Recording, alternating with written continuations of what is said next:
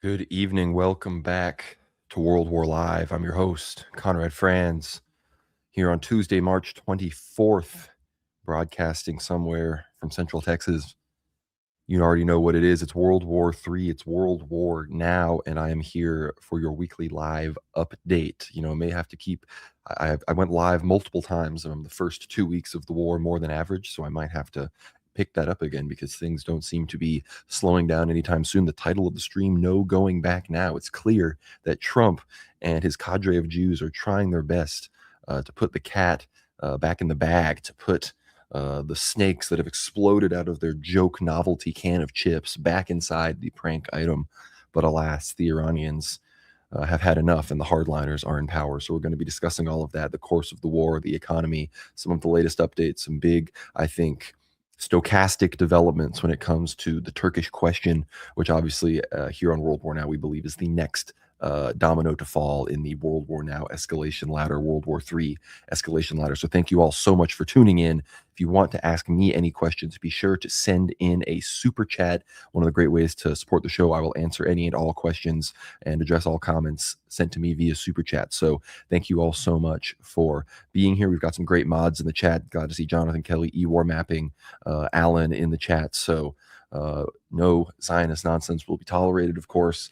So we've got the enforcers going. But before we dive into the analysis, I, of course, have to do all of the plugging. We can't get on with the show without telling everyone where to find the rest of the episodes. But first, we have $5 from Jonathan Kelly. Don't worry, no World War Now Patriot will be drafted due to our crippling tism. Well, they are lowering the requirements to be drafted as we speak, so we're going to be discussing that and a whole lot more this evening. So thank you for the $5, Jonathan. Good to see you in chat. As we speak, of course, Iranian missiles are launching at Israel, so we love to see it. But if you are not already a paid or free subscriber on the World War Now Substack, visit us at worldwarnow.co. It's linked down below in the description. I'm literally dropping the link in the live chat, so you have no excuse to not enter the Substack. Put your email in, get every single episode, Ether Hour, World War Now, World War Live, articles, Q&As, whatever it is we may be doing, will deliver directly into your inbox once you become a free subscriber at worldwarnow.co. And if you want to become a real patriot, a real World War Now nationalist, somebody that is going to be contributing to the show, actually, be sure to become a paid subscriber. It's only $7 a month or $75 a year to get access to all of our Ether Hour episodes. You get access to our full conversation with former diplomat Jim Jatras. Of course, if you click the Ether Hour tab right here, you can see everything that you get access to. Our recent episode on Julian the Apostate with Gregory Hears, our episodes with Anthony Westgate, so many of those that are incredible to listen to. Episodes with Andrei Afanasiev, our incredible episode with Levan Vasadze, a close friend and spiritual son of Patriarch Ilya of Georgia, who just reposed, and he talks extensively about the beloved patriarch in Georgia. So be sure to check this episode out, conversation with Dr. Matthew Raphael Johnson. Our episode's all about the truth about Rasputin, my interviews with Metropolitan Mitrofan of Gorlovka, and so many other incredible Ether Hours. Of course, there are some Q&As as well, which we'll have another one of those coming up. So if you get behind the paywall, you get access to the Q&A thread, which of course allows you to ask us any question to be answered in longer Ether Hour form. So thank you again, everybody who is already a paid subscriber. And if you aren't, please consider making the jump. It's what keeps the lights on here at the proverbial World War Now bunker. But I know the economy is tough, so I get it. But this analysis, you're not really going to get it anywhere else. So if you find this analysis helpful, please like the stream. I always forget to remind people of that at the very beginning. Like the stream, like all of the episodes, like everything. If you see something from me or World War Now, just like it. No questions asked. You are our algorithm. Like it. So again, thank you to everybody that has supported. One other thing, if you would like to support us through Buy Me a Coffee, visit the World War Now Buy Me a Coffee. If you go to buymeacoffee.com/World War Now, you can donate a one-time donation if you don't want to become a regular paid subscriber, or if you're already a paid subscriber and want to support us even more, as many of you already have, some real heroes in chat tonight, you can do that here. So worldwarnow.com/Buy Me a Coffee. But with all of that, it is time to dive right in. We all know why you're here. You're here for the World War III analysis. You're here to understand what's going on because the Jews on TV are not telling you the truth. We have $5 against Alan from Allen. No fatwas issued against World War now. No, as far as I'm aware, Supreme Leader Mojtaba Khamenei has not issued any fatwas against World War now. So if we got any Shia 12ers in the audience, you're good. This is halal. We got the Philippines collapsing energy-wise. Sorry, I'm just keeping the news feed open on Telegram. But certain stories, one of the first stories I wanted to get into here is this about the USS Abraham Lincoln. It says confirmation of what many of us suspected. They did indeed drive the Lincoln out of untanked strike range with ballistic missiles. Also, it sounds like we burnt nearly a whole complement of interceptors while getting away from while he's talking about it. So here we're going to listen to what Trump said about the Abraham Lincoln. With our great Patriot missiles. Think of it, they shot 100 missiles at one of our aircraft carriers, the Abraham Lincoln, one of the biggest ships in the world, actually. And out of 101 missiles shot, every single one of them was knocked down in the sea. Think of that. Think of what that means. 101 missiles, highly sophisticated, very fast missiles shot. Out of 101, all 101 were shot down, and now, for the most part, lie at the bottom of the sea. And pretty amazing, right? Pretty amazing. Our military is amazing, Pete. You know the attack I'm talking about recently? 101 shot. I said, wow. I saw that. You can see we have sort of pretty good equipment that we see. It's called the red line. Those red lines were thick, right? I said, that's a lot. And then we saw them one by one just get shot. And these guys that do the shooting, he said, for the most part, they lie at the bottom of the sea. So he just admitted that it came under intense missile fire, and we have no reason to believe it didn't get struck in some capacity. It's clear why it pulled away much towards Oman, away from the actual Straits of Hormuz. So the Iranians have us on the ropes at a certain level. We just have to, it's got to accept that. And again, this is also at the same time that the USS Gerald R. Ford has been put in port in Crete for, I believe, 14 months. And it's clear that even official sources are admitting that there was damage done to it, unknown to the public still, that far exceeds what could have been possible from a lint fire in a washing machine, which is what they claim supposedly was what originally caused the fire. Of course, Trump continues to play his game where he sets the media up for he says we're doing negotiations, things are going well, so that the market and the oil prices and other commodities can level out and the prices can go down and we can prevent another week without economic collapse. But then, of course, the Iranians come on Twitter and are like, we will not negotiate. This is nonsense. He's lying. And the newest big op that's being run right now is that apparently, and this is from CNN, so many people are reporting this, and of course, I think Tucker and Joe Kent were also somewhat behind this push. It's that the Iranians claim they will no longer negotiate with Steve Witkoff and Jared Kushner, which obviously, I mean, those guys are literally obviously Israeli agents. The claim is now that they will only negotiate with J.D. Vance. And I have seen this from zero Iranian sources. I've seen zero even pro-Iran connected sources saying they verified this information at all. And to me, this sounds a whole lot like the other lies that Trump has just said. He openly said he was meeting with Ghalibaf, the head of the parliament, the speaker of the parliament, one of the most powerful people in Iran right now.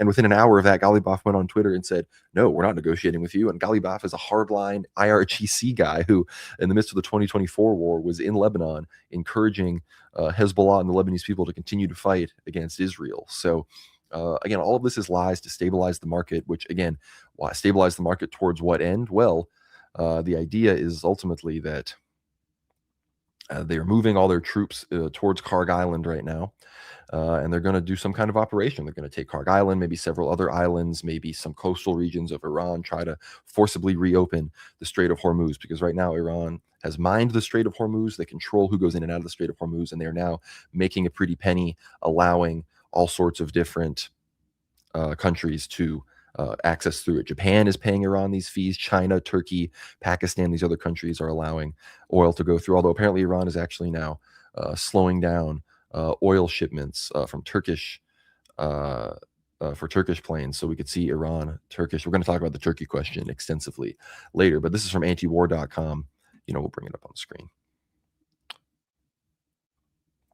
It says New York Times says Pentagon considers deploying 82nd Airborne troops for potential attack on Iran's Kharg Island.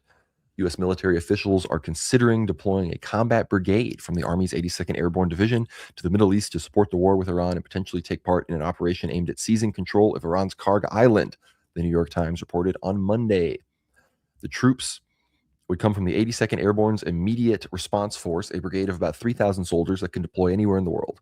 Officials speaking to the Times said that while planning was underway, there has been no order from the Pentagon to deploy troops to the region so far. The report said that the 3,000 airborne troops could be used to seize the island, or the U.S. could opt to use about 2,500 Marines from the 31st Marine Expeditionary Unit who are already en route to the region for the operation. A second MEU is also reportedly being deployed to the Middle East. One issue with using the Marines is that they're traveling on warships and sustain significant Iranian missile and drone fire when attempting to cross the Strait of Hormuz to reach Kharg Island, which is deep inside the Persian Gulf. Former U.S. commanders told the Times that recent U.S. airstrikes damaged an airfield on Kharg Island, making it more likely to first bring in Marines whose combat engineers could quickly repair airfields and other airport infrastructure, and then augment the Marines with the 82nd Airborne troops. The Trump administration does appear to be seriously considering the operation to take Kharg Island, which would mark a major escalation of the war and could lead to significant U.S. casualties if U.S. forces successfully capture the island. It'll be difficult to hold under heavy barrage of Iranian missiles and drones. So yeah, that is very real. We are preparing for a full on-ground operation within Iran, which again, the Iranians have said this exceedingly. Of course, the other week I mentioned that Saeed Jalili might be replacing Ali Larijani. That is not true. He was replaced by somebody else. But Saeed Jalili, who is still a member of Iran's Expediency Discernment Council and a known hardliner, said the United States has gone from openly discussing regime change to now hoping Iran will engage in dialogue, adding that this is merely deception. And then he explicitly tweeted, "We have experienced negotiating with the bomb and negotiating with terror. You too will experiencing negotiating with the missile and negotiating with a closed strait." So again, the Iranians are not backing down from their current escalation. Sorry, I'm trying to find these recent Galibaf posts where he said, today has also been the most devastating day of attacks on Israel from Hezbollah and Iran combined, and we're not seeing a whole lot of footage out of there because the Israeli military censorship is getting egregious. Sorry, I'm trying to find the Galibaf quote. Abbas Araghchi tweeted, Iranian Foreign Minister Abbas Araghchi said, "International law is dead in practice, driven by Western double standards on Gaza versus Ukraine and silence on Israel-U.S. aggression on Iran. Still, credit to President Steinmeier for condemning the violations against Iranians. Those who value the rule of law should also speak up." She's talking about the president of Germany, who has different opinions than the prime minister of Germany, who, of course, has all the power. Where are the Galibaf tweets? Sorry, I should have had these pulled up. We're going to discuss the Iraq situation here momentarily. I'm just trying to find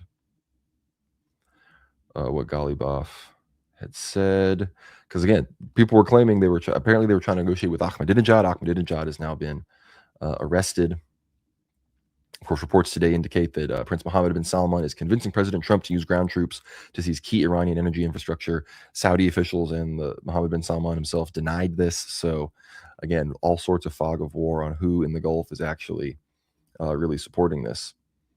That's who was replacing Ali Larijani. Retired IRGC commander Mohammad Bagher Zolgadar has been appointed secretary of the Iranian Supreme National Security Council, replacing Ali Larijani. So that is the current leadership situation in Iran, of course. But man, sorry, I posted so many things today. I'm just trying to find the Galibaf tweet. I should just search it.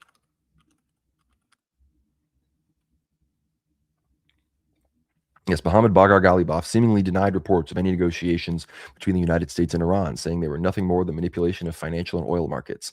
It is unclear how Galibaf would take over the country or why, considering he's a major IRGC-linked hardliner and is considered extremely anti-U.S. and anti-Israel by many experts. So, yeah, the situation there is a lie. The rumors were that Witkoff and Kushner had flown all the way to Pakistan to try to have some kind of pre-negotiations there to maybe set something up with Vance, but that plane has flown back. Doesn't seem like that's going anywhere. But again, the push to have it seem like the negotiations that the Iranians want to meet with Vance is something I think that was entirely cooked up by the Teal Mafia, by Little Tech, by people like Tucker Carlson, Joe Kent, David Sachs, even Elon Musk in some capacity, people that desperately need J.D. Vance to succeed Trump for their tech oligarch aspirations to be realized. And Vance, obviously, a major Israeli asset. And the real sources that I've seen said that Vance was pushing for Trump to hit Iran hard. So this song and dance that he's putting on that he was against the war, I wouldn't fall for that, considering after he received the Republican nomination for vice president, what did J.D. Vance say on Fox News? He said, we need to hit Iran and we need to hit him hard. So that's always been a major key to his, that seems to be a major key to his platform or what he would do. So the idea that he's somehow anti-Israel or anti-war is, of course, nonsensical. So Kharg Island operation incoming. And it appears that all of this talk of negotiations was just, again, much like the original negotiations were that led up to the war. This is just buying time so that they can move the troops in place so that Trump can, in theory, do this thing that will reopen the Strait of Hormuz and make everything okay. The only problem is that's not going to happen. Those troops are going to die. These Marines, these operators of the airborne are not going to survive. Elder Joseph of Atapidi said it directly, that the Americans will form a beachhead. They will take the coastal areas of Iran, and then they will be completely destroyed by Iranian and potentially even Russian missiles. So we need to accept for that reality, I think, before it even happens, to not be shocked, because when that inevitably occurs, it will be blasted, it will be propagandized to say, look, the Iranians lured us into this trap and mercilessly killed hundreds, thousands of our soldiers. So then we'll have an even bigger operation. A coalition of the willing will emerge. Turkey, Azerbaijan, the Kurds, who knows, Germany, the UK, all sorts of people will join up and somehow then move in to truly snuff out this brutal regime. But again, at this point, if we can read the negotiations here, that Trump put forward supposedly a 15-point ceasefire plan that I will read for you here. It says the 15-point plan that the U.S. will propose to Iran, according to Israeli Channel 12. This was about 4 hours ago. Number one, the removal of all sanctions on Iran. So if this was it, the Iranians have already won the war because they've received concessions. Number two, U.S. assistance in advancing and developing a civilian nuclear project. 3, removal of the threat of sanctions being reimposed. 4, Iran's nuclear program is frozen under a defined framework. 5, the enriched uranium to remain in Iran, but under supervision and agreed limits. 6, the missile program to be addressed at a later stage with limits on quantity and range. 7, the use of nuclear programs restricted to civilian self-defense purposes only. 8, the development of existing nuclear capabilities to be immediately halted. 9, no further expansion of enrichment capabilities. 10, no production of weapons-grade nuclear material on Iranian soil. 11, all enriched material to be handed over to the IAEA within an agreed timeline. 12, Natanz, Isfahan, and Fordow to be taken out of use and destroyed. 13, international monitoring and verification mechanisms enforced. 14, gradual implementation tied to compliance. 15, additional regional and security understandings between the parties. And again, if I were the Iranians, and I mean, just being me, I don't believe that the Americans would have any intention of keeping to their word on this deal. At this point, the Iranians, fool me once, shame on me. Fool me twice, shame on us, obviously. And now, third time, no, it's war, and we're not coming back to the negotiating table anytime soon. It seems to me that right now the Iranian stance is that they will potentially negotiate after America pulls out of the Middle East. Today, I can't remember who explicitly said it. It was a very recent post. Yes, it says here, the time has come to establish a security union, and we are ready to form a military and security alliance with countries in the region without the presence of the United States and Israel. And that's a spokesperson for Iran's Central Military Command. And this will lead us into the Iraq situation, which major developments with Iraq today, after America negotiated a 24-hour ceasefire with the Popular Mobilization Forces, the pro-Iranian Iraqi militias that have been devastating American bases across the region. They negotiated this 24-hour ceasefire. America pulled all of its forces out of Iraq with the exception of their small contingency in Iraqi Kurdistan and Erbil. And they were pulling them out. The PMF, the Iraqis, didn't strike them. And then well before the 24-hour ceasefire expired, America struck the PMF hard and killed the commander of the Popular Mobilization Forces and 15 other high-level Iraqi military leaders. Remember, the Popular Mobilization Forces, these are not, this is not like Hezbollah in Lebanon or something like that operates almost against the government there. The Popular Mobilization Forces are integrated into the Iraqi military, and Iraq, as a Shia majority country, very much respects the Popular Mobilization Forces, and the majority of people support them. And at this point, Iraq has pretty much become an Iranian ally. The U.S. has been driven out, and Iran has succeeded in empowering their proxy, their allies there, to now independently strike America, and that's what this says. The Iraqi army has in its entirety been authorized to operate under the principle of the right to respond in self-defense against American aggression against their bases. So after the Americans violated that brief ceasefire and killed these leaders, Iraq has decided they're now back at war with America, and they're going to launch attacks at America and Israel and elsewhere. So now it's America and Israel versus Iran and Iraq. So the Iraq war is back as well, and America has completely finally lost the Iraq war. It seems that we've been entirely driven out outside of Kurdistan, which is, it's incredible to hear and see. Here, we will share this. It says right here, Iraq has greenlit 250,000 paramilitary forces under the Popular Mobilization Forces to fully respond and retaliate against strikes by the United States. No, we can't understand what he's saying, but he's saying that, he out here. So it's all real. Iraq is at war with the United States, and they declared it themselves. Kind of kino. All right, we got $50 from Mr. Fist 07. Excellent situation monitoring. How bad do you think the oil situation is going to get? I'm in Australia. Logistics and diesel is at 50% in 4 weeks. Operators are already parking up, and parts of the supply chain are crumbling, and it's just beginning. Yeah, I'm sorry, man. In Australia, you guys are cooked. It's not going to be good. Like, the places that are going to see all this happen first are East Asia, Australia, and then other parts of Eurasia as well. So in Australia, if I were you, I would be saving jerry cans as we speak. I would be minimizing how much driving you're doing. I would be, frankly, trying to secure a food line, because I've already seen the empty shelf food videos coming out of Australia. So that's all real. The fertilizer situation is about to become disastrous. And the Iranians are saying we're going to see $300 a barrel oil here semi-soon. So pray for the Aussies. Thank you for the 50 Australian dollars, brother. Thank you for the support. The situation monitoring is what we do here, so greatly appreciated. $20 more from Jonathan Kelly. Speaking of Iraq, there's an old saying in Tennessee, I know it's in Texas, probably in Tennessee, that says, fool me once, shame on you. Fool me, you can't get fooled again. George Bush. That's exactly what just happened for me. So the Iranians will not be fooled again. Let's put it that way. But yeah, I'm sure everyone here is more prepared than most, to say the least. But yeah, so many economic metrics are about to get smashed right now. It might be the big one. I would wager there's a solid chance this year, next year, we see probably the biggest financial collapse since 2008, probably bigger than 2008. So I would prepare for that. One good thing about what America's done recently is we've gotten a lot more energy independent.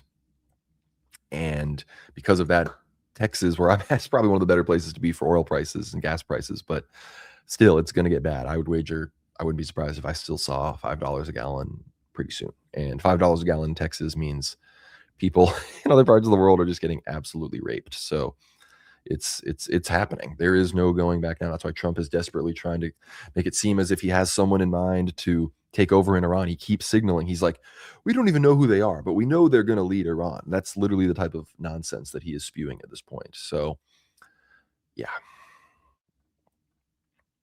One of the big pieces of news as well, we'll dive into this. I know I'm going all over the place, but there's just so much to talk about. More details on the F-35 that got shot down. U.S. pilot suffered shrapnel wounds after F-35 hit over Iran. A U.S. Air Force pilot suffered shrapnel wounds when a U.S. F-35 jet was struck while flying over Iran last week. Air and Space magazine has reported, citing people familiar with the matter. CENTCOM hasn't shared any details about the incident other than acknowledging that the F-35 was hit, made an emergency landing, and that the pilot was in stable condition. The Air and Space Forces report said that the jet was hit by ground fire, most likely a surface-to-air missile rather than small arms fire or another projectile, due to the altitude at which F-35s fly. Iran's Islamic Revolutionary Guard Corps, posted a video on March 19th, the day the F-35 was hit, that's purported to show the aircraft being hit by Iranian air defenses. The fate of the fighter jet is unclear and under investigation, and the likelihood of its crash is very high, the IRGC said.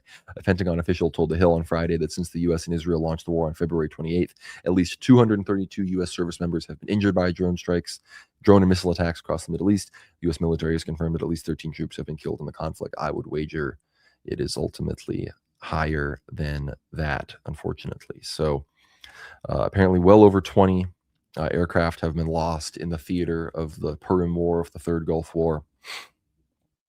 So we all need to recognize that. As far as the Lebanon situation, well, first, before we finish the plane situation, not only has the F-35 been shot down, we've lost 2 of the KTC Strato tankers, and we've lost what I believe is at least 5 F-15s. And I want to find that story. Let me try to find that real quick about the Kuwaiti pilot charged with criminal negligence. It was the Kuwaiti pilot arrested for negligence. It says here. Yes, a Kuwaiti Air Force FA-18C Hornet pilot who shot down 3 American F-15E Strike Eagles has been arrested on charges of criminal negligence. So basically what the mainstream media is telling us happened is a Kuwaiti fighter pilot in the Kuwaiti Air Force who was flying an F-18 given to them by us to fight with us, went up in the air and somehow was so negligent and had no idea what he was doing that he shot down 3 American F-15s. They claim all of the pilots ejected safely from those, which I have no reason to not believe. We saw at least one of them land safely, so we know that. But I don't necessarily believe that. As far as I'm much more convinced that some guy in Kuwait realized what was happening, that he was about to fight with America and Israel against Iran, and was like, "No, I'm gonna do this for the Ummah. I'm gonna do this for the Prophet. I'm gonna do this for Palestine." And he decided he was going to turn against America in Zog and shot down 3 F-15s. So again, if you are, I'd be kind of terrified if I was this guy. But if they're only charging with criminal negligence, it could be a lot worse. But hero, somebody that I don't think wanted to stand with Zog. But we have $5 more from Steven Sterling. It might just be my algo, but I've been seeing a lot of economic doom and gloom vids on YouTube even before the war. Well, maybe some people just saw what was coming, because I would wager the economic situation is not going to get better unless something very, very dramatic changes. But who knows? I mean, the predictive programming on certain things is very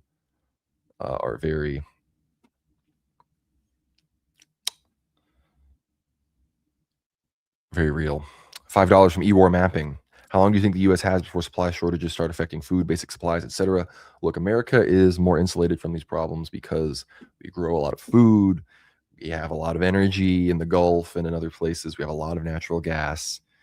And so in general, we're somewhat insulated. But when the supply line and the fertilizer issues in particular start hitting, I mean, if this thing goes on as it's going, I mean, 2027 will not be a great year for the United States. And I'd wager fall 2026 it'll probably be a little bit too much for the average person to not start complaining. That's when these things really start to, suddenly nothing's happening.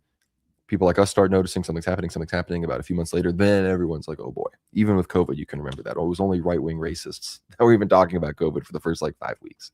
So monitors of the situation, we are forever cursed with seeing what's coming, I guess. Here we have a Iranian analyst on Iranian state TV says, if the United States make a mistake, armed forces of Iran are capable and prepared to seize the United Arab Emirates and Bahrain coasts and fundamentally alter the regional landscape. These guys aren't giving an inch. It's kind of insane. The United States and Israel have granted temporary immunity to Iran's Foreign Minister Abbas Araghchi and Parliament Speaker Mohammad Bagher Ghalibaf during ongoing negotiations, according to a report by Israeli Channel 14. The immunity is said to be valid for at least 5 days while talks with Tehran continue, though there has been no official confirmation from U.S., Israeli, or Iranian authorities. So yeah, I'm not even going to repost that on the World War Now Telegram until we get some kind of real confirmation, because this is literally just being posted by Bella Macta as reported by Channel 14, which is all just pure Jewish nonsense. So yeah, as much as Bella Macta has good OSINT, they took the full Jew pill about 2 years ago, around October 7th, and it's just hard to read sometimes. It's just egregious. But if anyone else wants to send super chats, feel free to send it in. I will be answering any and all questions. Again, be sure to like the stream, share the stream, subscribe at worldwarnow.co. Got a big Ether Hour interview dropping this week with a journalist, one of the TV hosts from Al Mayadeen, the official Hezbollah affiliated media in Lebanon, and she interviewed us from Beirut. And immediately after we stopped recording, we were still talking to her on StreamYard, and Israeli airstrikes in her neighborhood in the suburbs of Beirut could be heard. Dimitri and I heard them on the other end, and she's like, listen, you can hear they're striking. So tune into that. Really, really great interview huge insights into the war in Lebanon as Israel invades, which we're about to talk about right now, as well as when Ansar Allah Yemen will get involved in the fight, what Iran's strategy is, and how bad the economic situation is going to be. So all of you asking about that situation, tune in to Ether Hour, which should be dropping tomorrow or Thursday at the latest. So thank you. $5 from To the Chickens. Lots of people are already redlining their pockets. Expect civil strife / desperation plus stupidity. Look, I get that most people are apathetic and most people don't care about things. And you can see these interviews on Fox News of teenagers and college students on the beach that don't know where Iran is on a map and think the most important decision is what swimsuit they're going to wear the next day. But the moment food stops being at the grocery store, gas stops being in the gas stations, and your dollar stops getting you anything, those things stop to matter real quick. And suddenly people start to look for different options and start to get antsy. And next thing you know, certain demographics of the country start to behave even more poorly than they usually behave, and riots occur, and there you go. So keep it in prayer. Have a strong Christian community around you. Arm yourself and defend yourself if necessary, and make sure you have a secure food supply. But we're going to talk about Lebanon now. Let's dive in here. Boom. Israeli ground troops are reporting targeted ground operations by their troops in southern Lebanon, but with the defense ministry ordering all the bridges across the Litani River destroyed yesterday, there's mounting fear that the invasion is going to get a lot broader. Lebanese President Joseph Aoun said he views the destruction of the bridges and other civilian infrastructure in the south as a prelude to an invasion. Israel, of course, was already occupying parts of southern Lebanon since 2024 and had invaded deeper earlier this month. Aoun saw the attacks as an attempt to sever the geographical connection between the southern Litani region and the rest of Lebanese territory. Israel's operations are doing nothing to dispel that speculation, and indeed, it seems in line with the visions of some of the far-right Israeli government members. You can see here this is the Litani River going up here, and this is, of course, Israeli-occupied Syrian Golan Heights, and Israel is invading all across this line, trying to annex pretty much all of this territory.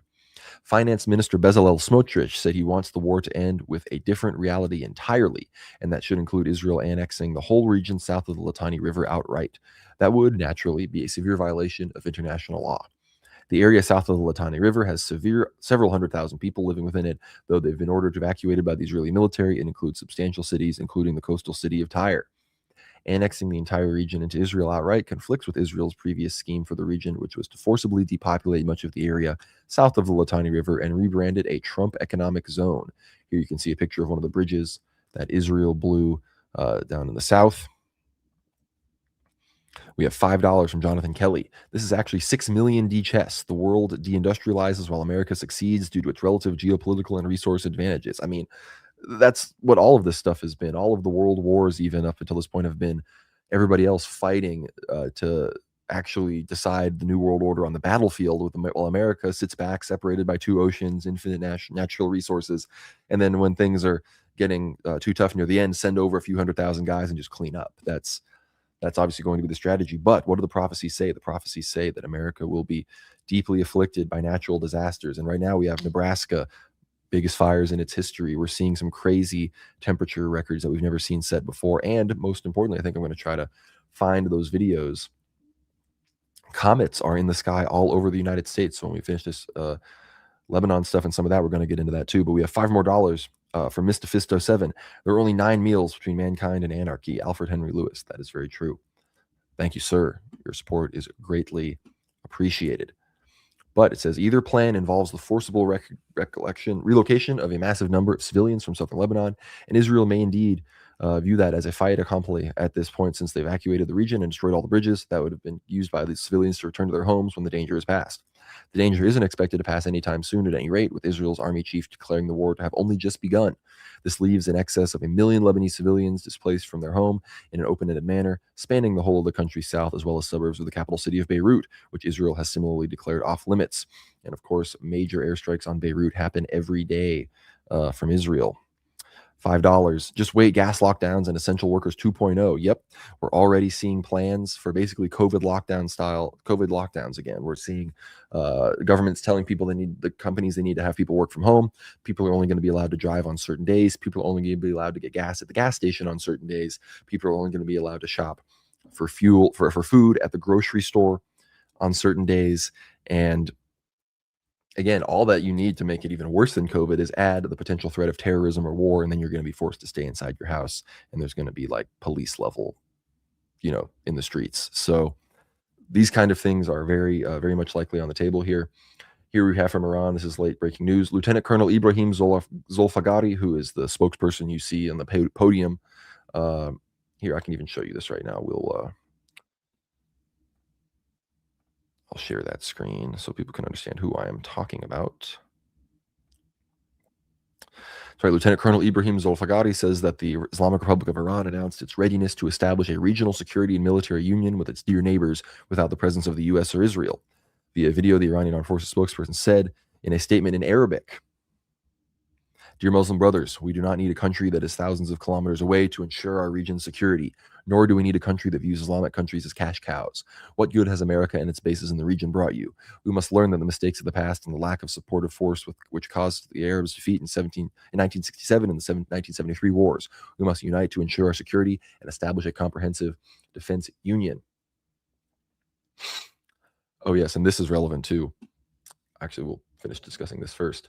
But they're basically proposing, Muslim NATO, Middle East NATO. And again, if this really occurs, then you're going to see a real challenge to Trump's board of peace. And you might, again, if anything like this occurs, you might see something that could really stand up for the Palestinians. And you might see a Palestinian state with much more strict anti-Israel government than the Palestinian Authority and Mahmoud Abbas right now. So we're going to be covering this development extremely closely. But crazy, this just got posted.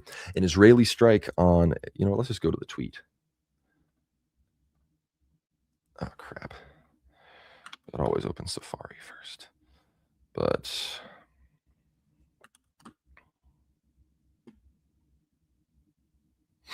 this is an Israeli strike on a naval outpost in the Caspian Sea targeted Russia's support for Iran in the war, hitting a supply line that the countries have used to move ammunition, drones, and other weaponry, people familiar with the matter said. It says, insane how it's gone from denying to just a matter of fact bragging that starvation is part of the Israeli way of war. It says, with military smuggling in the Caspian intertwined with trade in crucial supplies such as wheat, the attack also threatened Iran's food supply, signaling Israel's ability to bring more pain to the population if necessary, the people familiar with the matter said. And again, Sergei Lavrov and others, the rumors are that they're desperately asking Iran to stop attacking and come to the negotiating table. But there's also some rumors that Russia is hardening its heart and its stance against Israel and is going to increase its support for Iran in the midst of this attack on the Caspian Sea. Some are saying this was some sort of red line for Russia, and they've realized that Israel and America are like this, and the idea that Russia can somehow deal with Israel in a positive way and that Israel somehow is friendly to Russia, that's something that they should have never believed, but hopefully they're finally seeing how retarded that is. But I wanted to move on to, speaking of Lebanon, some relevant background information. Again, this gets explained even more in the Ether Hour episode this week. But again, getting so much hate from Maronites and Shabbos Goyim and whatnot. Of course, as the Israeli invasion of Lebanon increases, Christians are getting caught in the crossfire. And people are, we have all these people in Lebanon saying like they basically support the Israeli invasion because they hate Hezbollah. And of course, people have talked about it before. We reported on it back in July of 2024. On Friday, July 12th, the Lebanese resistance brigades, which are a non-Shia, non-denominational kind of branch of Hezbollah, of their military force, targeted the Zionist outpost of Ruais al-Qarn in the occupied Lebanese Sheba farms with ATGM missiles, achieving direct hits. An informed source close to Hezbollah reports that the operation was carried out by a Greek Orthodox missile squad from the town of Marjayun in southern Lebanon. The Lebanese resistance brigade, Saraya al-Mukawa al-Binaya in Arabic, or simply Saraya, consists of Sunni Muslims, Christians, Druze, and secular Shia Muslims. The Saraya has been largely inactive since the South Lebanon War ended in 2000. They are funded, trained, armed, founded by Hezbollah, and they operate under Hezbollah's central command structure. And of course, I then added on to this today. It said in 2024, an Orthodox Christian unit of the Lebanese resistance brigades launched a successful rocket attack on advancing Zionist soldiers in southern Lebanon.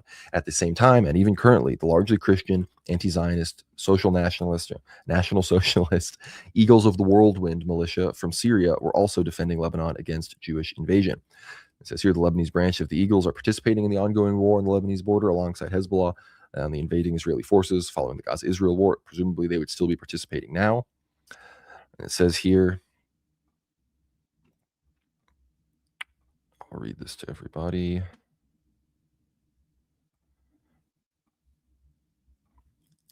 It says here, the Syrian branch of the Eagles of Whirlwind was formed in 2012 and supports loyalist forces, but is autonomous from the Syrian armed forces. They were loyal to Assad. The Syrian Eagles also fought alongside Hezbollah and the Syrian armed forces against various rebel and jihadist groups, notably during the Battle of Malula, where the town inhabited by Christians.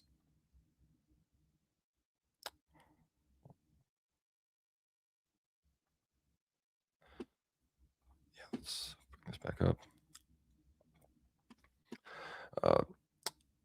Where the town inhabited by Christians, like most of the Eagles, who are a large number of them are Christian, had fallen into the hands of fundamentalist groups of the al-Nusra Front. Subsequently, the Eagles, in cooperation with Hezbollah, participated in the Battle of Zabadani, supported by the Iranian Revolutionary Guard. They also took part in the Battle of Aleppo, allied to the pro-Assad Palestinian units of the Liwa al-Quds, Hezbollah, various Shia militias of Iraq, and the Ba'ath Brigades, which ended by a decisive victory for the Syrian Arab Republic against Daesh, which is ISIS, and the rebels of the Free Syrian Army. So again, there are entire Christian militias that have been fighting with Hezbollah and are defending Lebanon against the Jewish invasion that they are currently experiencing. More breaking news. Amid the threat of a ground invasion of Iran, the Iranian Defense Council issued this warning yesterday on how it would respond. Any attempt by the enemy to encroach upon Iranian coasts or islands will naturally, according to common military procedure, cause all access points and communication lines in the Persian Gulf and the coasts to be mined with various types of naval mines, including floating mines releasable from the coasts. In which case, practically the entire Persian Gulf for long periods will find a status similar to the Strait of Hormuz, and this time alongside the Strait of Hormuz, the entire Persian Gulf will in practice be blocked, and the responsibility for it will be on the threatener. And again, the Bab el-Mandeb still hasn't been closed yet by the Houthis, who can effectively do that at any given time. So we are about to experience supply line shocks like never before. That is the reality of the situation. But I wanted to talk about the Turkey situation, and then we're going to talk about the drafting situation, maybe a few other things before we finally play some ethno guesser. So hope everybody is having a good evening. I want to thank all the super chatters this evening. If anyone wants to send in any more super chats, obviously I will be answering questions. Commander Hani Kamil Akil, a nephew of senior Hezbollah commander Ibrahim Akil, was killed in an Israeli airstrike targeting a residential apartment in Bahamun, which is in Lebanon. So more Israeli assassination strikes on Lebanon. But got to discuss the Turkey situation. So here I am. I quote tweeted Laura Loomer, who I apologize for reading you all the Laura Loomer post, but she's become one of the top Jewish propagandists in favor of this war that works with Trump. So it says here, scoop, CIA source tells me the CIA has hard evidence that Turkey, and more specifically Erdogan, has specifically directed spending for podcasters to undermine the Trump administration's Middle East agenda. The CIA has evidence of this Turkish funding going to at least one female podcaster and at least one male podcaster. Turkey is the largest financier of the Muslim Brotherhood. And what did I say to this? I said, the Jewish media cabal is turning their focus to Turkey and Erdogan. Zog will soon begin working towards Erdogan's political or perhaps literal demise. The U.S. will likely support this as it will allow them to put someone, a Kemalist, in power who would confront Russia in the Black Sea. This has been prophesied for quite some time. And I'm going to read all of this. Before I read that, I'm going to share this tab, and I'm going to read to you some things from the Holy Wisdom channel from Dionysius Macris. And again, Dionysius Macris, he's not always right. This guy's not a prophet. He's not an elder. He's not holy, but he does know a lot of holy elders, and he says a lot of interesting things. So remind you, Laura Loomer, top Jewish media psyop operative deployed on behalf of the Trump administration. Literally, Trump, the first person he called after the war began was Laura Loomer, because she glazed him and praised him and told him how amazing he was for launching the attacks on Iran for Israel. So this lady's connected. I know she's a horrible beaked demon, but she is connected. So it says here, Dionysius Macris, hot summer in the Aegean. This war will last for months, and not just months. By June, the Israelis have scheduled, I'm telling you openly so you understand, they have scheduled to assassinate Erdogan in June. So remember, again, I posted that without even having read this. So I'm tapped in. I'm just going to say it. Budanov, the Ukrainian, came out and said that Europeans have planned in 2027 to openly declare war on Russia. So just from these statements you see and from the way things are operating, you can see the United States distancing itself from NATO. We've said this before on broadcasts because America wants to take on the China front and the Europeans the Russia front. We're heading toward a world war. The Europeans want Turkey on their side. The Turks have a strong army, the most numerous, I would say, not the strongest, because the strongest army is the one that moves according to the moral law of God. The example was given by the Greeks in northern Epirus, who are still enslaved, and we don't talk about it. Just as a large part of Skopje is also enslaved. It is Greek land. Anyway, so they want Turkey. They want it because they want to close the straits and trap Russia. That's why Iran is also involved.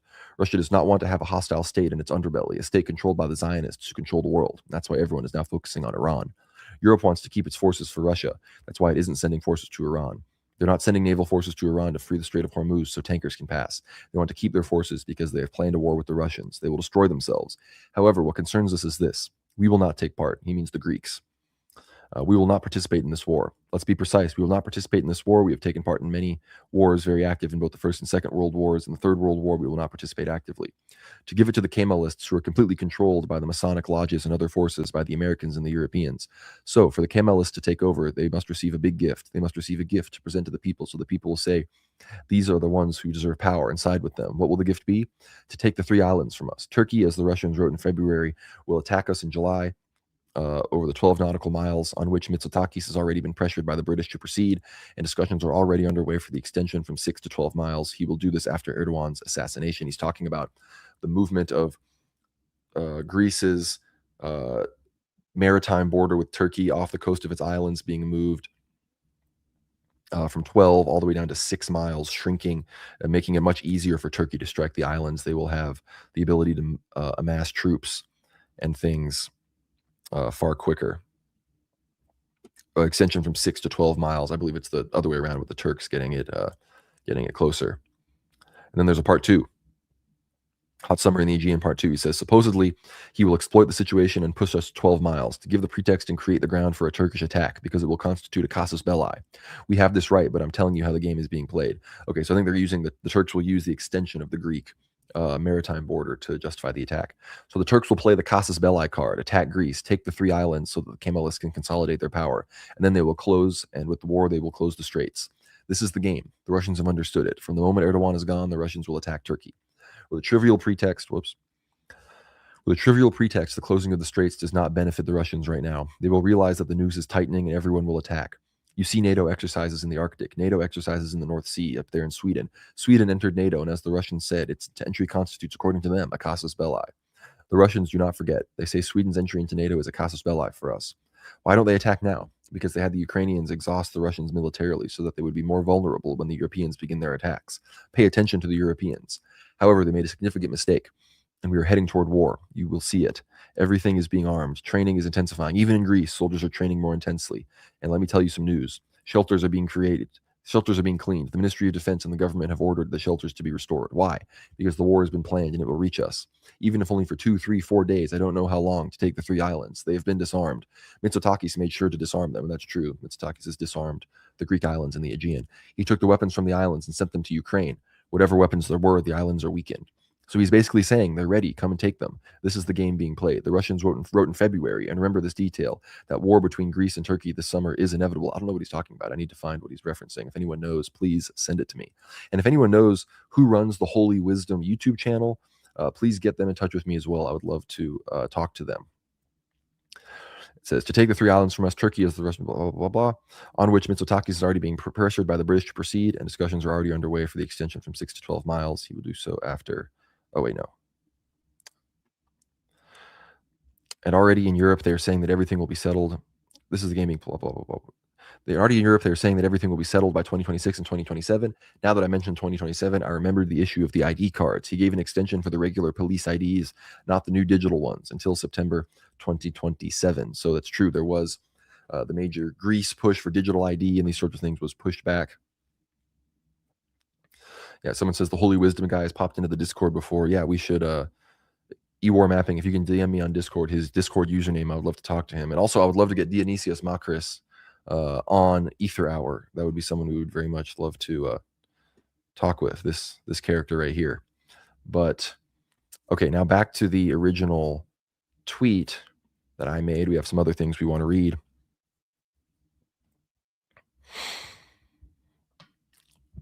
So yeah, so let me know about the Holy Wisdom Guy, people, if you can. But I was going to read the rest of the analysis here. This is from Metropolitan Neophytos. It says, so then, what God revealed to his people, to the sanctified ones, where he is called, whether he's called Cosmas the Aetolian or St. Paisios or many others, Haji Florenzos here in Cyprus or Demetrios of Protopapas, well, and many others, is this. First, there will be a great slaughter in Syria. The Jews will, we've already seen the slaughter in Syria. The Jews will strike the nuclear program of Persia. We've already seen this. They're already preparing either before, and this is from January 2026. This is before the Purim War started. They're already preparing. Either before or after this strike, Erdogan will fall. So we just read you from Dionysios Makris. It seems June will be when Erdogan is Israel scheduled to take him out. Erdogan will fall. At this moment, Erdogan is considered one of the great leaders of the world. The president of America came out and said the guy is smart. That's how he called him, the guy. What can we do? He says. This is how things are in our era. Whoever has the power of weapons prevails. This one, he says, managed it, and moreover, without much blood. He says, and they took Syria. He's talking about Trump legitimizing the effective Turkish Erdogan takeover of Syria because the Syrian National Army, backed by Turkey, was the main helper with HTS and their government for winning in Damascus. I will say another word. He fattened him up. He encouraged him. He even praised him. He did this on purpose. He set him up to start a war with the Kurds now. The Jews want allies. Their great ally, they feel, in the Mediterranean Sea is the Greeks, the mainlanders in Cyprus. And in the east, it will be the so-called Kurdish state. 40 million, mind you, are the Kurds. So America is promoting them. And finally, we will have a clash of the Jews with Turkey. What does America want? America does not want under any circumstances to lose Turkey from the Western camp, but it wants to control it. Can it control Turkey with Erdogan in power? It cannot. They will find a way to bring down Erdogan, and this will happen. And those who will come out after Erdogan will be pro-Western and very, very much against Russia. So then we will have the Russo-Turkish War. During the period of the Russo-Turkish War, the new generation of Turkish politicians will strike in the Aegean. They will also make some incidents in Cyprus. St. Paisios said it, one slap the Cypriots will receive, so that we may be humbled. Metropolitan Neophytos is from Cyprus, obviously, so that's why he says we. And then, when they attempt to attack and reach up to the 12 miles around the islands, the Russians strike them so savagely that within 10 days at the least, most cities of Turkey will be bombed. Then Turkey will withdraw its troops from Cyprus, since it will see that their destruction of the Lord is happening. This is how Cyprus will be liberated. But we said we will have another, effects from the vaccines. We're already living them, effects from the vaccines, whatever that may mean. We already know that's true. And something else we'll have in Cyprus, which when we are liberated, we will not have much joy. So we must be prepared for a great groaning of humanity. He's talking about the economic collapse, plus the events that will happen in various countries that will not be military. It will be geophysical and biological war. Biological war is what happened with the vaccines. It appears we will go through something again in the year that is coming, and the following year that will have to do with illnesses and epidemics and pseudo-epidemics. And the most terrible is what will happen in various countries. Among them will be America, where they will have enormous geological problems, either with volcanoes or with earthquakes or with submersions or with floods and droughts. And on the next page of this, actually, I don't have immediately pulled up, he talks about the economic situation. And Metropolitan Neophytos also cites the St. Paisios prophecy that says, you know, let me find that as well, actually. The fuel prophecy.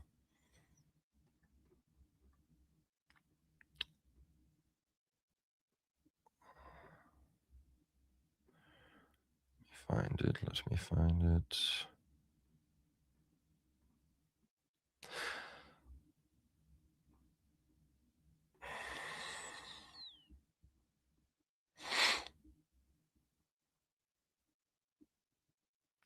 Here we go. Metropolitan Neophytos of Morphu recounted this prophecy from St. Paisios in a homily back in early 2022.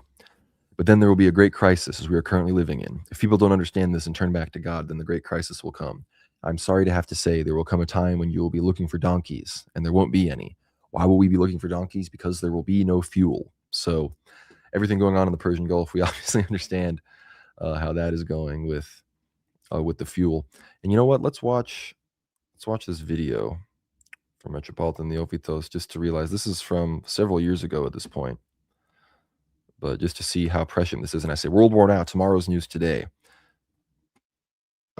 Και στο τέλος των παγκόσμιων πόλεμων, ο οποίος ξεκίνησε, όπως είπαμε, από τη Συρία, Ουκρανία, Ισραήλ, και στο τέλος των παγκόσμιων πόλεμων, ο οποίος ξεκίνησε, όπως είπαμε, από τη Συρία, Ουκρανία, Ισραήλ, αλλά μετά την Περσία, όταν χτυπήσουν το πυρηνικό πρόγραμμα της Περσίας οι Εβραίοι, τόσο η Κίνα όσο και η Ρωσία θα υποχρεωθούν να αντιδράσουν. οι προφητείες λένε των Αγίων, και πρόσεξε, όχι μόνο των Ελλήνων Αγίων, και των Ρώσων και των Ρουμάνων και των Σέρβων, ότι θα ρίξουν πυρηνικά. Και το εκπληκτικό, ξέρετε τι είναι? Ο Πούτιν και η Κίνα δεν το θέλουν αυτό. Το θέλει πάρα πολύ η νέα τάξη πραγμάτων. Τους εξωθούν. Αυτή είναι η λέξη η ελληνική. Τους πιέζουν. So yeah, he's been known. Metropolitan Yovitos has been saying this for years now. He's been aware, and people have made fun of him. People have mocked him and have mocked me and other people like Father Peter for supporting him and reporting what he's been saying. And a lot less people are laughing now, but you still have people saying like, "Oh, the prophecy didn't happen exactly the way it was mentioned in this one video thing I read." And like, some people are just midwits and are never going to get it. But most people are not World War Now patriots because you guys get it. Let's put it that way. But had a few other things to read from this post. We have this long one here. This is from the Orthodox Holy Wisdom channel. So again, Holy Wisdom, I would love to get into contact with you. $5 from Ephraim96. Had an evangelical Zionist family member say I was overreacting about heresy being dangerous, and now the Zionist heresy is dragging us into World War III. Very much the case. Zionists are going to be the ones, the only people defending this are Christian Zionists at home. Libtards don't like it. Young people don't like it. And a lot of boomers that I know don't like it because they've gotten on X and these things and seen what's going on. But I'm going to read this post here. Thank you for the $5, Ephraim.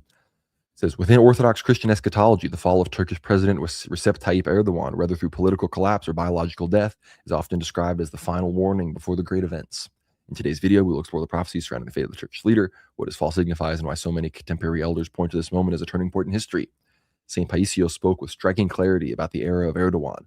Once Erdogan leaves, buy food for 6 to 7 months. So you're getting the advice here. So June, buy food for 6 to 7 months. As long as he is in power, it is unlikely that anything major will happen with Turkey. He controls the situation. This was said for Greece.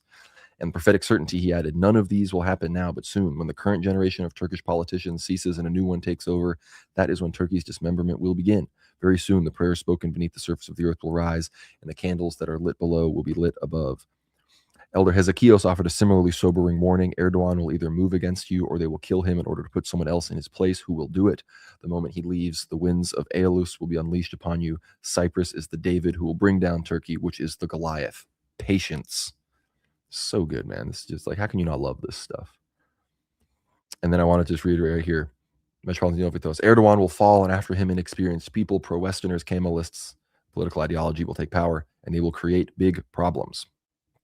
And their friends, their pseudo-friends, the Russians, talking about them being the Turks, from friends will transform into enemies in one night, and there will not be a single city in Turkey which will not be bombarded. So that's the truth, unfiltered. So get some dried food, get 6 to 7 months of dried food, start a garden, make sure you have water filter.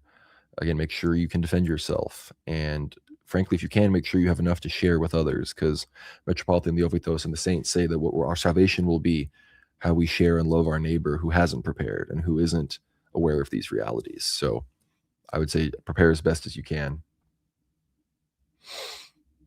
Multiple explosions heard in Kuwait. We have a video of a Iraqi-backed Iraqi drone from the Islamic Resistance in Iraq striking a AN/MPQ-64 Sentinel radar inside Camp Victory in Iraq. Those things are millions and millions of dollars. So here we are. Thank you again to everyone that has super chatted. I want to encourage everybody, if you are not already behind the paywall or a World War Now subscriber, visit us at worldwarnow.co. Get behind the paywall to get. You can, of course, you can watch this on Substack. You know, I got to check Substack chat right now, actually. Sorry, guys. Howdy, howdy. Substack chat checking in. Got a solid amount of viewers on there. So saying howdy to Substack. You can watch on Substack, obviously. It's live there. It's also live on the X account. But If you have not already visited the World War Now Substack, of course, you can come here, get access to all the latest episodes, especially if you click the Ether Hour tab, you get access to all 111 plus paid episodes. And again, most of these are perennial. Most of these are not news related. A few are, but of course we have, for example, the Jewish roots of the Protestant Reformation, Kabbalah, Talmud, Christian Zionism, and more with Anthony Westgate. We have a Q&A episode. We have the life of Elder Ephraim of Philatheo and Arizona with Father Peter Hears. So many incredible episodes. Interviews with Cameron McGregor, interviews with Gregory Hears about all sorts of interesting things. Joseph Jordan from War Strike. Next week, we're having Warren Baylog, also from War Strike on, so be sure to check all of that out. But yeah, send in a super chat, get behind the paywall at the World War Now Substack. And of course, if you also want to donate even more, visit the World War Now Buy Me a Coffee at buymeacoffee.com/World War Now and donate 1 time, 10 times, as much as you would like to keep supporting the show, because the show entirely relies on paid memberships and your donations. So if you enjoy the content, if you have spent hours and hours monitoring the situation with me, yours truly, and you think I'm kind of cool, maybe consider tossing me a few shekels. But with all of that, back to the analysis. Sorry for the shilling. Busy stream, well over an hour, and we are not even playing Ethno Guesser yet. But here we go. The real stuff that affects all you goyim and me. New recruiting rules as Army raises enlistment age to 42, eases marijuana restrictions. New recruiting rules bump the age limit for recruits from 35 to 42, easing restrictions on a single marijuana possession conviction accounts for changes in society, one expert said. A major update to Army recruiting regulations this week raised the maximum age a recruit can join to 42 and removes a barrier to joining for recruits with a single legal conviction of marijuana and drug paraphernalia possession. The Army's previous limit was 35, though exceptions are occasionally made. The higher age limit brings the Army in line with other service limits, 41 in the Navy and 42 in the Air Force and Space Force. Kate Kuzminski, who studies military recruiting for the Center for a New American Security, told Task and Purpose. Army recruiting officials have noted in recent years that the average age of recruits is increasing, with officials telling reporters in 2024 that the average recruit was 22 years, 4 months, and that it was still going up. Kuzminski said the change had positives and negatives. According to a report she authored for the RAND Corporation, many other recruits scored higher on enlistment qualification tests than recruits who joined before 20. Those older recruits were also more likely to enlist and be promoted than their younger peers. Ageism. However, older recruits were also less likely to graduate from basic training and had higher attrition rates. The old enlistment cap is the latest in military's multi-billion-dollar overhaul of recruiting, launched after years of missed recruiting goals. The Army, the largest branch of the military, failed to meet annual recruiting goals in 2022 and 2023. Changes in recent years to the Army's recruiting enterprise include installing a pre-boot camp prep course for recruits who do not initially meet fitness and academic standards, and creating marketing schemes to move the Army's messaging past the post-9/11 wars and appeal to Gen Z. The changes also reflect a changing Army workforce with more educational and job skills. In 2024, all right, this is a bunch of crap. No one cares about this. What they're not telling you is that they're doing this because older people are more likely to be okay dying for Israel. And so many people, if they're going to really mass recruit hundreds of thousands of people, too many people who smoked weed and or more likely would smoke weed and get arrested on purpose, so they would be exempt from the draft. But it'd be a little bit harder to get 2 convictions in the time needed before you get drafted. So they're trying to close loopholes. They're trying to increase the age and get more old heads in there, hoping technology will make it up. But alas, we may be seeing the draft. There have been a lot of behind the scenes moving around that would indicate that there's a potential draft potentially later this year, next year. And I'm not saying I predict that. It would be a surprise if it did happen. But to say the chances of it is 0 would be a lie. So that's the situation that we are in. If anybody else has any more super chats before we perhaps play some ethno guesser here, send them in. Forgot we actually have one more post I want to read, and this is a great way to end it. You guys will love this. Also from Holy Wisdom. Let's lock in here. A sign of the times, an encounter with St. John Vitatsis in Rhodes. It says, this priest, Father S., a spiritual father of a man of God, conveyed the following to us. His spiritual child had a relatively brief conversation with a very devout and God-fearing man inside a holy church in Rhodes. After the instructive patristic words and teachings of this unknown man, the spiritual child of Father S. said, that is very moving, but you resemble so much St. King John Vitatsis. And he received the reply, I am he. After the shock, the spiritual child asked again, will we take the city? Will we go to Constantinople? And then John answered, yes, we will take it. And there in the city, the worldwide spiritual rebirth will begin. And then he disappeared. This is from Elias Carioras, who maybe I got to reach out to him too. So I got to reach out to Holy Wisdom, Dionysios Makris, and Elias Carioras. You guys heard it here first. We're going to be Greek maxing here again. So many are saying that St. John Vatatzis is about and around, and the sword is thus fully out of its sheath. And of course, I love that he has the icon, the same one that I have of St. John Vatatzis with the sword out of its sheath, hand painted, beautiful. St. John Vatatzis, pray for us. But I think it's probably time to play some ethno-guesser and then land this plane. Oh, we have a breaking news here from Ram Navaram. Iranian demands to end the war, according to the Wall Street Journal. Closure of all American bases in the Gulf.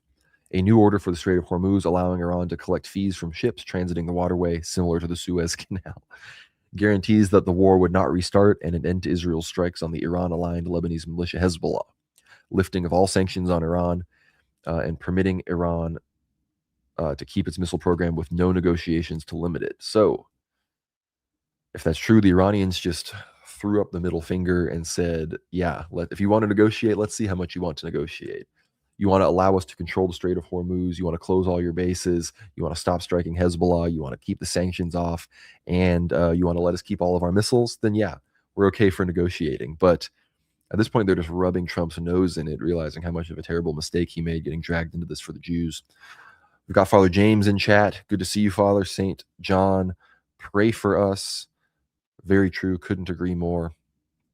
Need to make it back up to see you guys soon. Would love to speak before the Brotherhood again and get a good recording this time. But I know y'all have a good slate of guests up there. But again, super chats, send them in if you want me to answer any specific questions. But I think with all of that, we've reported on the breaking news. We've monitored the situation. We've reported on our declining military. We've discussed the F-35. We've discussed the prophecies, discussed what's coming.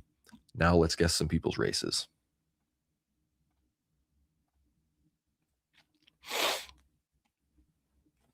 Drink.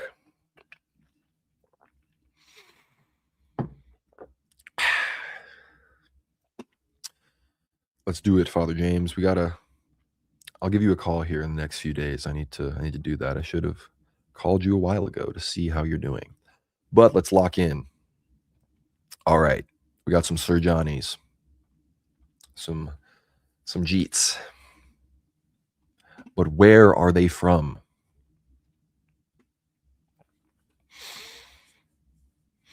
Where do y'all think? India was kind of screwing us last week, if I remember correctly. We were guessing the south and it was the north. We were guessing the north and it was the south. We were guessing the east and it was the west. We were guessing Kashmir and it was Sri Lanka. I mean, we can't be doing that no more.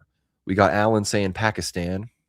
And we, of course, have Ewar mapping saying South India. So I'm thinking Jammu seems pretty accurate. This guy doesn't not resemble the guy that was on the zip line while his countrymen got shot down. So literally we have Pakistan, South India, normal Indians, pure India, Pakistan. Excuse me. Sir Johnny. See, on World War Now, I don't know if I want to explain the story, but we call Indian people Sir Johnny. You all know it now. But I'm going to go around here around Jammu unless somebody is like if someone sends a super chat deeply convicted about India, maybe I'll change my mind. But as of right now, I'm going to go around Kashmiri Pakistan or Pakistani Kashmir. Someone's saying, wasn't that Sri Lanka? I don't know if these were Sri Lankans. All these ones look the same. If it is Sri Lanka, I will feel very bad, but I don't know. People are saying northern India.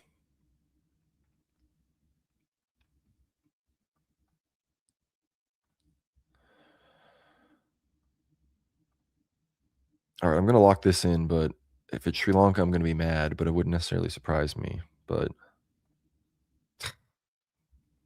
Keralids, these are southern Indians. Ewar mapping was correct. Did we actually get 0? Like, did we just get no points? Okay, 14, 18 points. Yeah, so these are southern Indid subtype with position intermediate between the North Indid and Kharg Island Indid, mainly found in the plains of Malabar. So yes, lock this in. Associate these characters with this. The subcontinent. Lock in. All right, next round. Not India. Oh boy. These got to be like, yeah, this is like some of this. These are some like Siberian snow, whatever. Alan, what's your assessment? $2, Northern Indian reparations. Thank you, Patriot. We respect it. Where in Siberia or wherever are we finding these characters? Is this like here or is this more like here? Because I think we've had this one before. Someone says closer to Mongolia.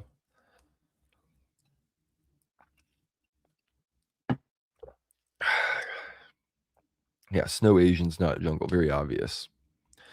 Yeah, I mean, they're obviously Mongol, Siberian, but the question is, are they like southern Siberia or are they like out there? Southeast of Russia, close to Mongolia.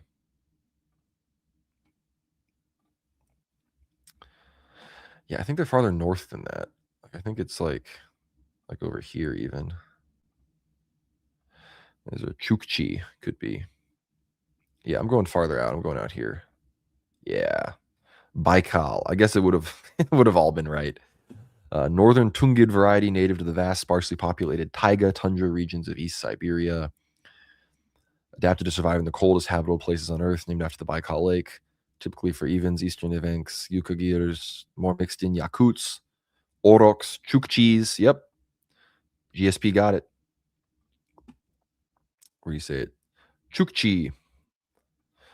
That's an advanced racist right there, gentlemen. All right. We're back on track. Oh. This is like some Tongan. This has got to be some like Tongan, right? Where's Tonga? That's Fiji. Samoa. Tonga. Does anyone disagree?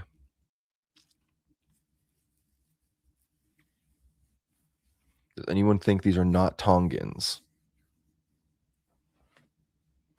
If you're saying Aboriginal, I'm gonna go Tongan.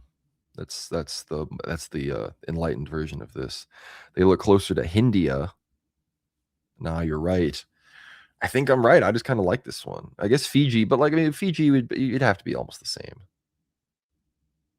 They could be Fijians. That's real. But look, I mean, we're right there. If it's Tonga specifically, it's even better. Yeah, Fiji or Tonga, yeah, it's got to be between those. And I mean, Fiji would be the hedge, but we're doing it. We're locking it in. Dang it. We would have gotten it if we got anywhere but Tonga.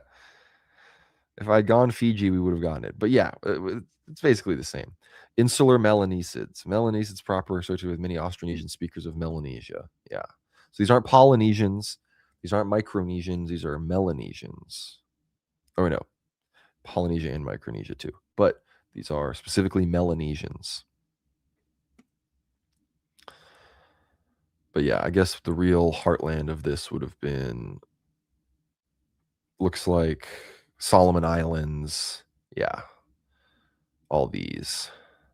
Bougainville even. Where's Bougainville? This is Bougainville, I believe, which in 2027 will be the world's newest country, if you didn't know. All their constitution with Papua New Guinea and everything, they'll be an independent country next year at some point. So, cool. Oh, and we're in Africa.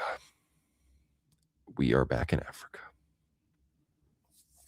I don't know, man. They just look like black people.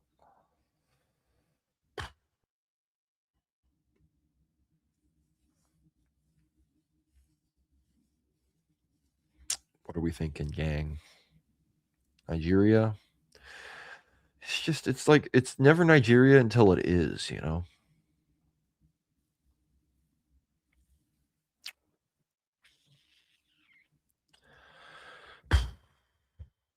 Meos, I don't know what that says, Jacob. But if no one says any other countries besides Nigeria, I'm just going to choose Nigeria. For some reason, I think they might just be South African straight up.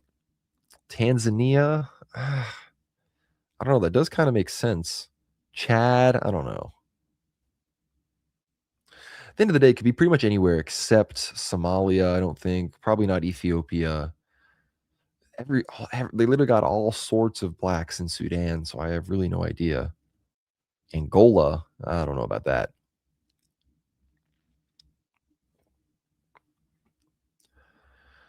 I mean, I'm tempted to hedge like over here or like up here. Mozambique, Angola, Peruvian. I don't think so. If anyone's really convicted on a specific country, you're gonna have to super chat it, because I don't know if some of you are just like throwing out the first black country that comes into your head, or if you're really locking this in. Look, all Bantu look Nigerian. That's where they come from. So that's it's just a deception at a certain level. Yeah, they look like your classic Africans because Bantu expansion. Disaster for the human race. But look, I'm about to lock in the Nigeria-Cameroon border. Nobody's given me anything that convicting. So let's do it. I literally knew it, man. I freaking knew it. You can go back and I literally said it. I think it's good. It's always South Africa. It's remember this principle. It is South Africa and Sudan 9 times out of 10 before it is ever Nigeria. Internalize that, because we make this mistake all the time.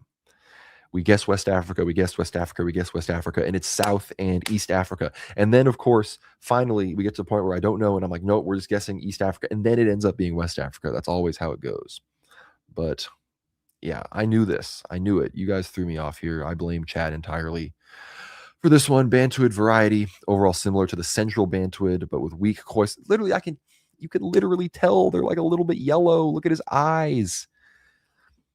Weak Khoisan influence, placing it closer to Zosides, and Zosides are the actual Khoisan Bantu admixtures developed as a result of the Bantu expansion when Bantu assimilated some older.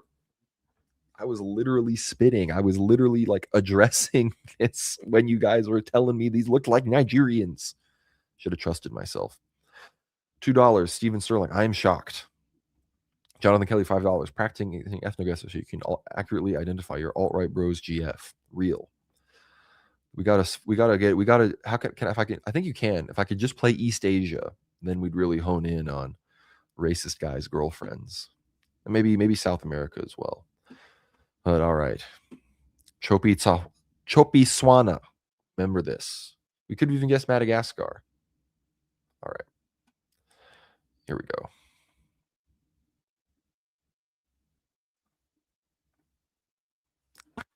Okay, I forgot where they were, but I knew it. Strand Looper, an almost extinct Khoisanid type. Dang it, I forgot they were only on the coast. But I didn't need to ask you guys, but these people look weird. I should have gotten more points than that. Come on. 3170, that's BS. Oh. These could be Papuans. That's the problem. Are these Africans? Or are these Papuans? They're East African or Papuan. Those are the options. I'm thinking probably still East Africa.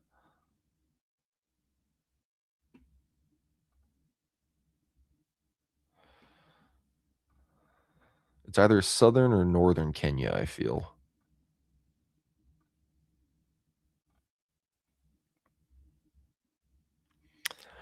Southern. All right, we're going southern, northern Kenya. Chat say south or north, and we're going for that on Kenya.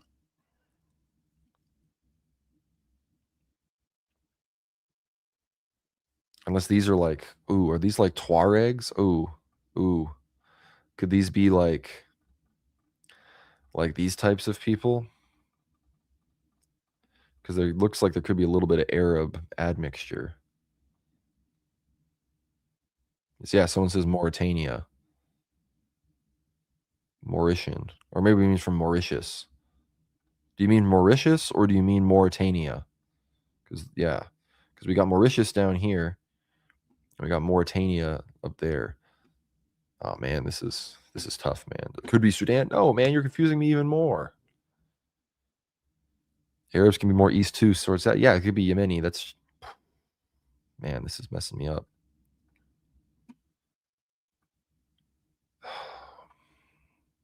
Tuareg who is more Hamitic, even ruddier. All right, I'm just locking this in right now. We're going with this. Boom. Oh, okay. Oh, these are just Proto-Ethiopids.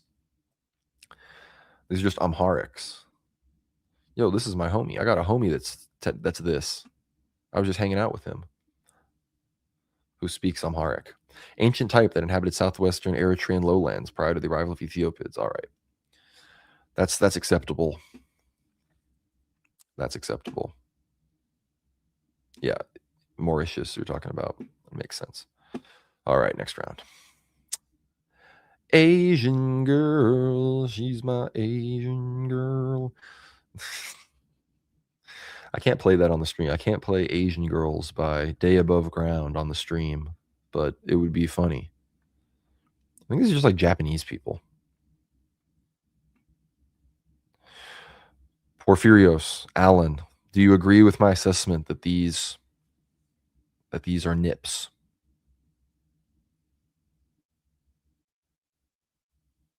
The woman looks like a Japanese person to me. Look, none of you, I do not care what the white people in chat have to say. We're waiting patiently for Alan to analyze the screen.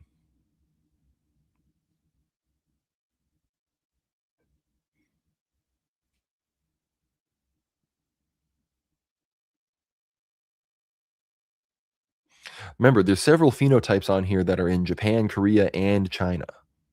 More Korean. Standard Chinese, though. So maybe just like here.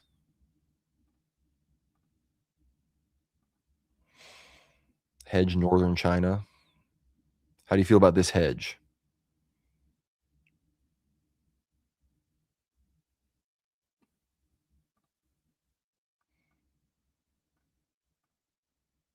Pingdu. I like the sound of that. See, that's what I thought. All right, let's lock this in.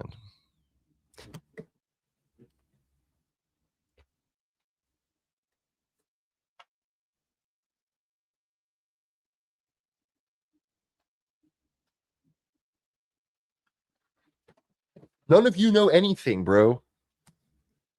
I said immediately Japanese, Nippon, Nips. And what did you all say? How many people? China, agree. Standard Chinese, Chinese, Korean, Chinese. I better see those super chats. My cortisol just spiked. So my looks maxing has been thrown off. Yeah. Ishikawa, special Japanese type influenced by ancient regional elements, named after the Ishikawa region of Honshu. Probably represents admixed variants of the Ainu Miyato Island dwarf type of the Neolithic, most common in the northern, middle, and northeastern parts of the Honshu Island. This woman especially, and the man, but the woman, that is a Japanese woman. I've been to Japan. I've seen this person. I met that woman. And she wanted to get a picture with a tall, handsome white man. And I obliged. $5, fish cousin reparations. It's okay, brother. You've more than paid your fair share of mistakes. You can be wrong on ethno-guesser as much as you want, man. It's no worries. But alas, I was correct again. and once again, democracy is refuted. The Führer, emperor of the stream, should have just taken decisive action through my divinely enlightened will and not outsourced my thinking to the dirty, disgusting masses in the YouTube live chat. All right. Oh my gosh, what am I even looking at? Are these feather Indians? Or are these like Eskimos?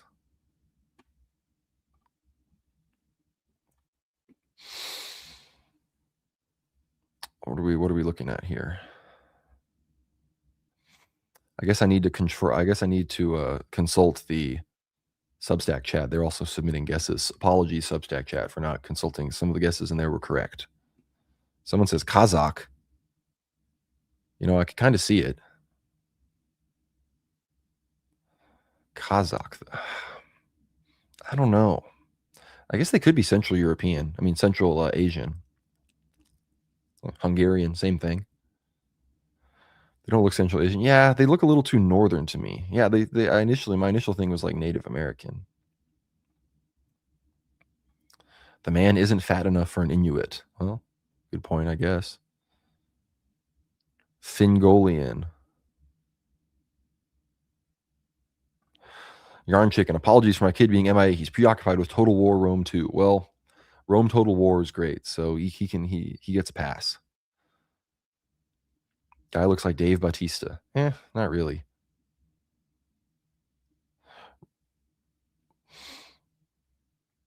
Can someone just give me something to guess? I have no idea, man. Like, I guess here.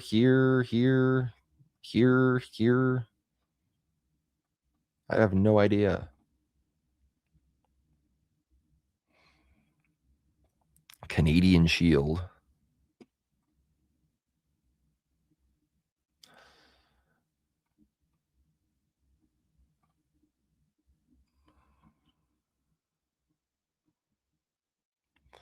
West of Mongolia.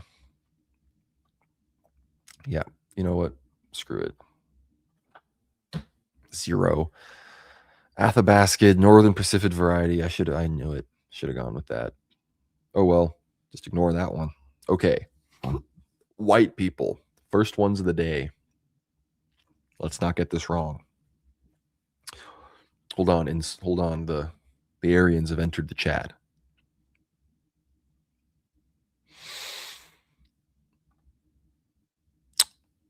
Are these like kind of get Slav? The guy's given me Slav. The woman, I don't really know. The dark eyes as well make me want to go farther east.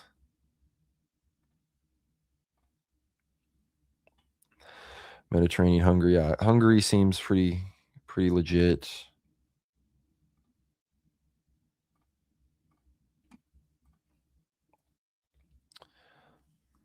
Italian, I don't know. The guy doesn't look Italian to me at all. The woman could be like Slovenian or something, but Dacian, I could see Dacian, which would probably get picked up where I'm at right now. Balkans. I mean, they look a bit Balkan-y, but Southern Hungary should cover it, I think. No, definitely not Latins. Well, unless you consider, I mean, Romanians are linguistically Romanians are Latins, but someone says the guy looks damn Polish to me, I'll be real. The guy gives me like major Polish vibes.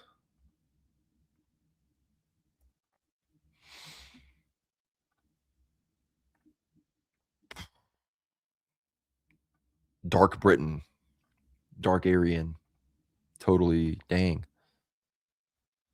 See? I mean, I have lighter eyes than this, but still.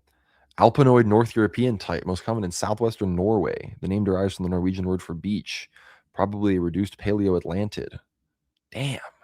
Stranded. So I've gotten this one before, and I think we also got it wrong. Freaking Iceland. I saw people that looked like this in Iceland. I was in Iceland like 10 months ago, and I saw people that looked like this. Yeah. The red hair, you guys got a little bit of red hair, so the Ireland thing could have made sense. But that's a tough one. All right, last round. We got to get a 5K. And we're back in South Africa.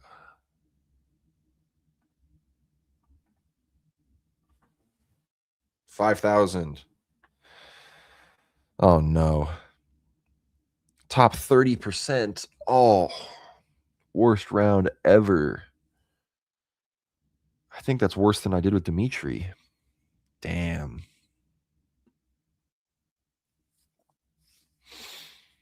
Yeah, people are like, what the hell? People don't know about them croissants, man. Gotta know about those croissants. Kalaharid.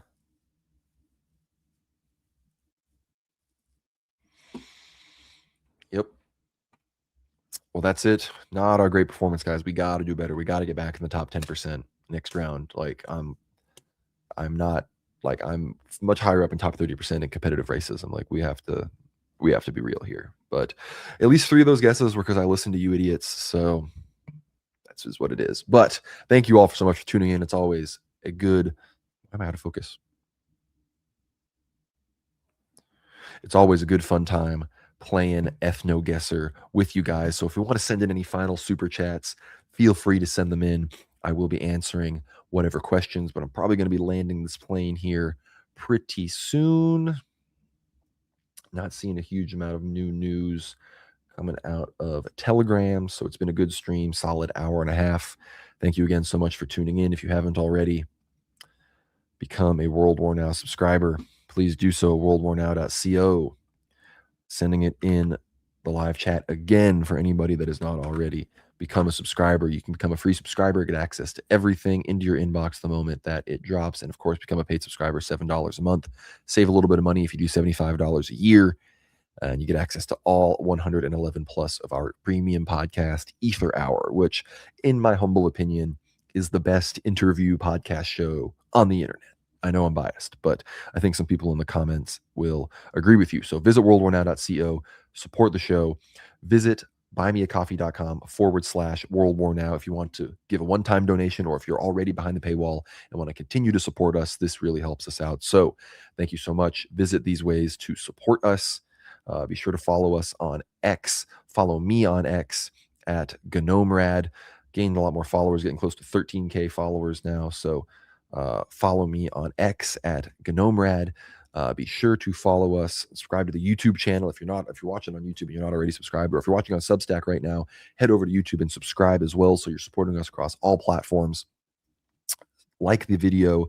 Obviously, we post the free previews and all the episodes on YouTube as well. So be sure to do all of that. Be sure to follow us on Telegram at World War Now Telly. You can obviously also find us on Spotify and Apple Podcasts. So if you have anybody that's a podcast listener, no excuse not to send it to them, because the show is likely available wherever they listen to podcasts. So thank you so much for supporting the show. Thank you so much for tuning in. And with all of that, we will see you on the next one. World War III rages on. So keep us in your prayers, me, Dimitri, keep the church in your prayers, keep the world in your prayers, because it seems that St. John Baptist may be announcing himself sooner than many may have wanted or thought. So stay in prayer. I hope everyone is enjoying their Lent. We're in the home stretch towards Pascha. So stay strong, stay prayed up. And again, thank you all so much for tuning in. We'll see you on the next one. God bless.